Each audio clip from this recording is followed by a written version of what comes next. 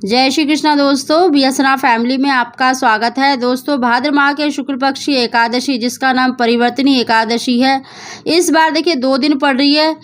आप दोनों ही दिन इस उपाय को करेंगे तो निश्चित ही आपकी मनोकामना पूरी होगी। दोस्तों, परिवर्तनी एकादशी पर बहुत ही सर्वार्थ सिद्ध योग बनने जा रहा है। इस दिन सौभाग्य योग, रवि योग, आयुष्मान योग बना हुआ है और इस योग में किया गया कोई भी उपाय निष्फल नहीं जाता, तो आप अवश्य ही उपाय करें। परिवर्तनी एकादशी का व्रत करने से, पूजन करने से, उपाय करने से जीवन में सफलता मिलती है और जाने अनजाने किए गए पापों से मुक्ति मिलती है।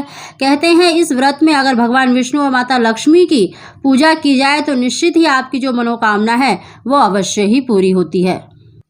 परिवर्तनी एकादशी के दिन देखिए भगवान विष्णु के वामन रूप की पूजा की जाती है। भगवान विष्णु ने राजा बलि से प्रसन्न होकर अपना एक स्वरूप उसको दिया था और एक स्वरूप क्षीर सागर में रहता है, इसीलिए इस एकादशी को परिवर्तनी एकादशी कहते हैं और इस एकादशी का व्रत करने से, पूजन करने से वाजपेयी यज्ञ का फल प्राप्त होता है। दोस्तों, अगर आप एकादशी का व्रत करते हैं तो बहुत ही श्रेष्ठ है, नहीं तो आप व्रत ना भी करते हो तब भी अगर आप पूजा करते हैं, उपाय करते हैं, जिस विधि से हम एक वस्तु आपको चढ़ाने के लिए बता रहे हैं, अगर आप चढ़ाते हैं भगवान विष्णु को तुलसी पर तो निश्चित ही आपकी जो मनोकामना है वो अवश्य ही पूरी होगी। उसकी जानकारी देने से पहले दोस्तों, अगर अभी तक आपने बीएसएनआर फैमिली चैनल को सब्सक्राइब नहीं किया तो सब्सक्राइब अवश्य ही कर ले, बगल में बेल आइकन को भी दबा दें जिससे मेरी आने वाली सभी वीडियो का नोटिफिकेशन सबसे पहले आप तक पहुंच सके।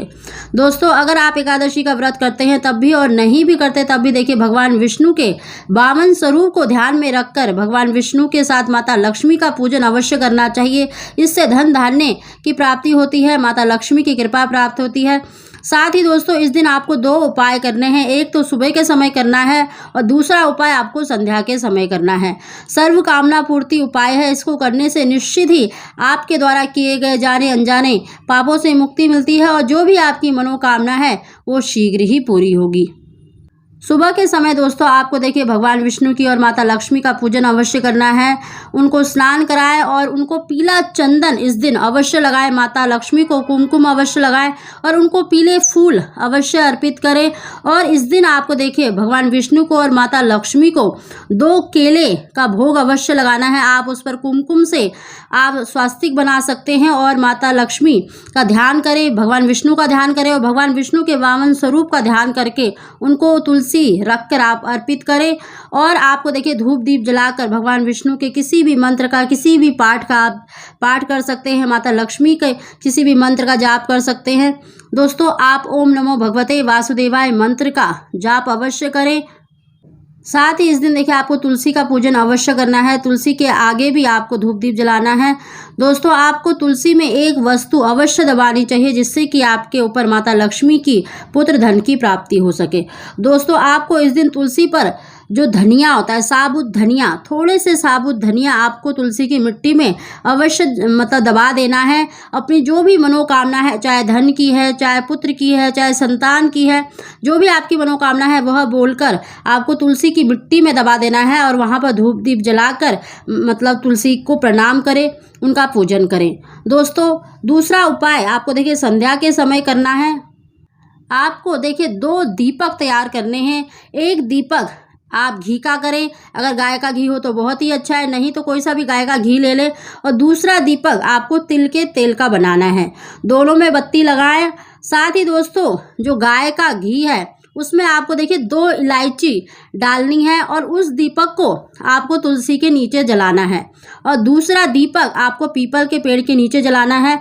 दोस्तों, एकादशी के दिन देखिए पीपल पर दीपक जलाने से, दीपक लगाने से माता लक्ष्मी और श्री भगवान की कृपा प्राप्त होती है।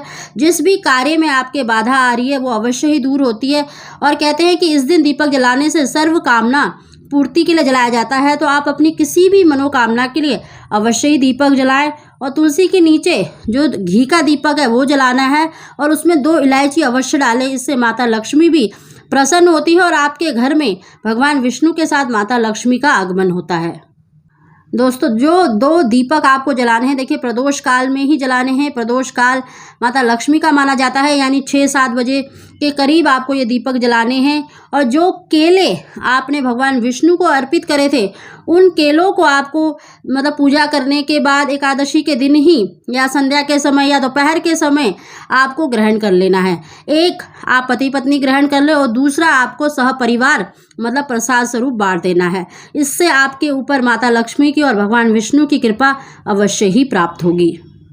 इस तरह से अगर एकादशी के दिन आप उपाय करते हैं, भगवान विष्णु और माता लक्ष्मी का पूजन करते हैं, दोस्तों भगवान विष्णु का पूजन करते हुए उनके 52 स्वरूप का जरूर ध्यान करें। और इस दिन क्योंकि भगवान के 52 रूप की ही पूजा की जाती है तो उनका ध्यान करके आप अवश्य भगवान विष्णु और माता लक्ष्मी का पूजन करें।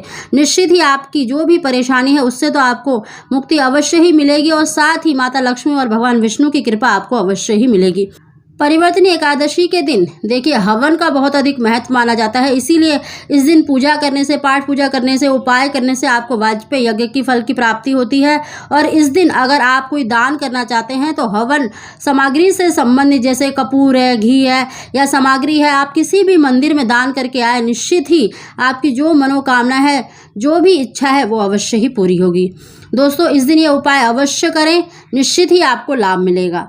दोस्तों अगर आपको हमारी जानकारी वीडियो पसंद आई हो तो इसको लाइक अवश्य ही करें। आप सभी को